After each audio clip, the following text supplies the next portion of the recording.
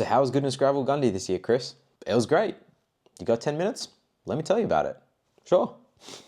I did the 75 kilometer this year, not the 135. I've done the 135 3 years in a row, and this time I'd just come back from Europe, so jet lag was kicking my butt, and I was just feeling a bit unfit. I didn't feel like the mental challenge or burden of the 135, and I loved it. It was so achievable for someone that's used to riding longer distances on gravel at these events. So if you're just not feeling the 135, even on the day, if you're just not feeling it, just do the 75. Obviously the 135 has much more to see and is more of a challenge, but there's absolutely nothing wrong with the 75. If you didn't know, Gundy is 4 hours north of Sydney, so it's unlikely that you'll be able to drive there the morning of the event, which starts at 7:30. I camped at the event grounds the night before. It's called Gundy Rec Grounds, and I loved it. Camping just, detaches me from the city a little bit, so it was really nice. It was frosty though. There was frost the morning of, but if you've got a decent sleeping bag, it was fine. It was only $12 as well to camp, which I totally appreciate, coming back broke from Europe, essentially. Yeah, and by the time 7:30 came, which was the start time, it was warm enough to ride without arm warmers. Totally surprised at that. The start was super chill. It's not a high energy event on the start line, which I like at these gravel events, but horses for courses. The 135 kilometer riders went off first, and the 75 kilometer riders went off 5 minutes later, which was nice. You're not getting tangled with each other. You got plenty of space. The mornings are just so beautiful there. The first 5Ks are on the road, and it's just undulating terrain, and the way the light hits the Australian landscape with the rolling hills, the trees, get these occasional lakes that you can see in the distance it's spectacular. That part of the morning is magic. And then it starts to look even better when you jump on the gravel after 5S and you just see these winding gravel roads through the landscape. That morning magic is one of my favorite things at Gundy, essentially, when I ride this event. It's definitely a highlight. This year, I didn't come to the event with a crew. It was just me, myself, and I only knew a couple of familiar faces there. A lot of people that do Goodness Gravel events, they've done the events before. They're repeat customers, I guess is the word. And they're all awesome. They're all happy to chat along the way. So I met heaps of people that I just had a blast with. And a lot of them aren't from Sydney, like myself.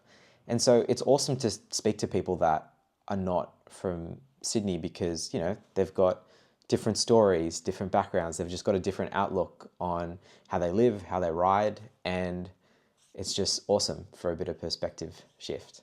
So if you don't know anyone at the Goodness Gravel events, chances are everyone is going to be great to have a chat with on the course. This year doing the event, I noticed the roads were definitely smoother. The gravel sections, I'm pretty sure they've been regraded. I don't have any proof of this, but I saw maybe one pothole and it was just so smooth. Buttery, smooth gravel, champagne gravel, whatever you want to call it, it's good. The quality, top notch, 9.5 out of 10, because 10 out of 10 gravel would be essentially riding on a paved surface. I don't know what I'm getting at there. But there's no complaints in that department. Amidst all the gravel, there was one river crossing, which was, 10 centimeters deep. We went flying through it. We loved it. I think Will, the organizer, said it was 5 centimeters deep. No way. It was deeper than that. That was not 5 centimeters, Will. What measuring stick are you using? It was good, but not enough to fully submerge your socks in or anything like that. It was just the right amount. After the river, there's just a couple more undulations on gravel and paved roads, and then there's this nice big sweeping descent straight into the first feed stop of the day, or the only feed stop aid station if you're doing the 75. And Goodness Gravel events, I think, are becoming known for their great feed stops because they've got a bit of everything.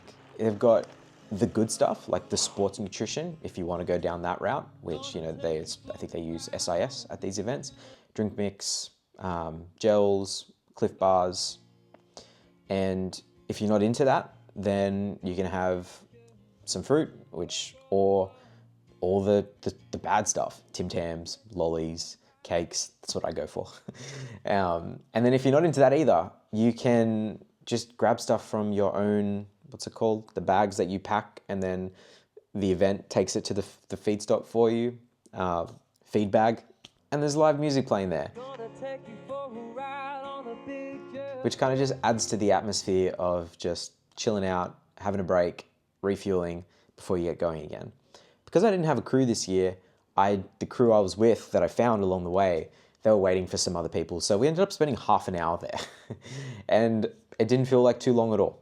So after the rest stop, I left with the people I met, and about a kilometer up the road, there was the split in the road between the 135 kilometer riders go one way and the 75 kilometer riders go the other way. So I essentially waited half an hour with those guys, just chatting. And then as soon as we got going again, I basically just said goodbye, which is I rode the last 30 Ks. So sorry, the first rest stop was 40 Ks. I rode the last 35 Ks just with random people on the road, but mostly solo, which I was completely okay with. There was all the usual things you'd see in rural countryside, just beautiful estates. You could tell they'd been watered, so they were quite lush, some of them. Lots of horses. Scone and Gundy, they're known for quality horses, horse capital of Australia, something like that. Lots of horses about, and just cattle, which I don't see too often because I'm city folk, so it's always cool to see that stuff. And before you know it, 3.5 hours later, we're rolling past the finish line. The feeling when you finish a Goodness Gravel event is special. Will greets you at the end and hands you a chocky, a pin, a cold drink, and he does that for every single rider. So you really feel like you've accomplished something, even if you've just been plodding along all day trying to finish this thing.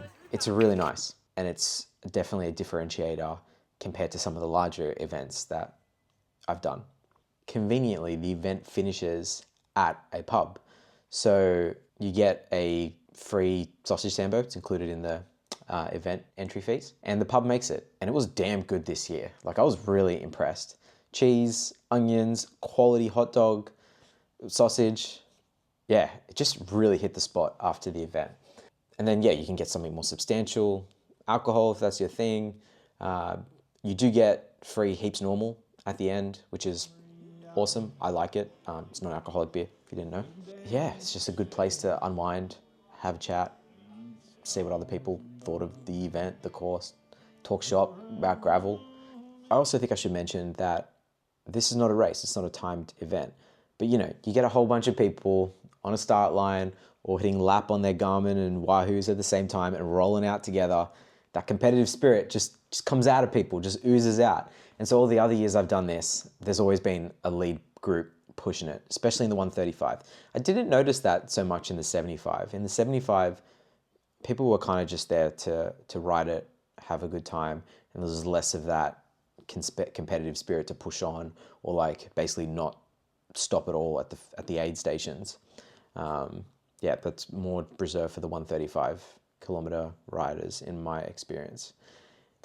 Take all of this with a huge, ginormous Himalayan grain of salt, because Will, the event organizer, asked me to do video for this event, like paid video. And also I was doing an Instagram takeover for Flow. So of course I've got good things to say about this event. It's heavily biased. But in saying that, I was doing this event before I got paid and I loved it. And so hopefully that balances out my biased opinion of all this. I'm going to keep doing these events. Maybe you should too, or don't. If you see me at one of these things in future, make sure you say hi. I'll chuck in a video if you want, if that's your thing. I really hope you enjoyed today's video. It was definitely more of a casual diary entry, like a solo update, chat about the event. And I'll see you the next time I feel like making a video. Gotcha.